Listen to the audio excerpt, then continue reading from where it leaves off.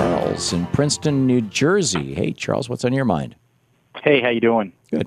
Hey, I wanted to talk about that voter fraud stuff. Mm-hmm. Can you tell me about the first congressional district in Maryland where the congressional candidate, Wendy Rosen, they found out that she actually was voting in both Maryland and in Florida? Because it's a little hard for me to believe that she's only one in a million in terms of committing voter fraud. I frankly don't know. Was she a Republican or a Democrat? No, she was a Democrat running in the first congressional district on the Eastern Shore. She's, it turns out that she's the one who has pulled out of the race. Yeah. Yeah. So I'm supposed to believe she's just this rare occurrence that nobody ever does this sort of stuff. I don't believe that people as a matter in of New York fact, I and think in so. Florida are doing that. Charles, if George Bush spent $74 million looking for people doing that kind of thing. Mitt Romney, I mean, we know now Mitt Romney was not living in Massachusetts when he bragged that he voted there in Massachusetts. He was living in Utah.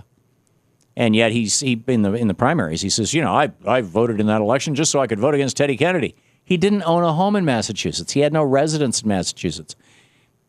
In fact, it turns out when he ran for governor of Massachusetts, he was still, for tax purposes, claiming Utah as his legal residence. He lied to the citizens of Massachusetts, saying that he had filed tax returns in Massachusetts. He later had to amend his returns to do so that, to comport with his lie, just like with his, I never paid less than 13% in income taxes. So we're not going to count $2 million or $3 or whatever it is in charitable contributions to the Mormon Church this time around. But the fact of the matter is, you have identified one person who apparently illegally voted and is, got nailed for it. And down in Florida, the governor of Florida, Rick Scott, has found one guy, an Austrian citizen who became a Canadian citizen who lives in Florida and used and claimed American citizenship to get his guns and his gun license. But even beyond that, let's say that there's a couple hundred people a year who do this. Are you really insane enough? And I lack a better word.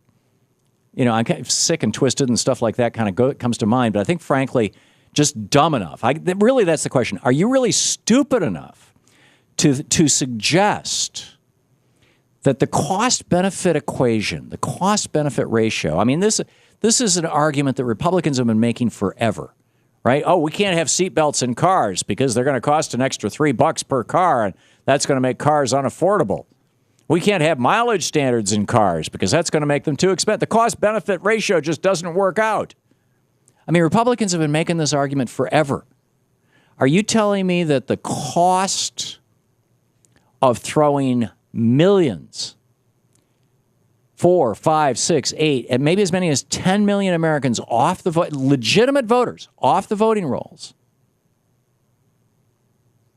is paid for with the benefit of catching 20, 30, maybe 100, maybe 1,000 people nationwide who are voting in 2 states or who like Mitt Romney are voting in 1 state when they actually live in another? You really think that's a reasonable cost-benefit ratio? I'm sorry, most rational people don't. Most rational people know that when Paul Weyrich laid this thing out back in 1980 in front of a group of Republicans, Republican Christian activists, when he was helped running the Reagan campaign, that he was just telling the truth. This is the guy who founded ALEC, which is the author of these laws that have been passed in all these states.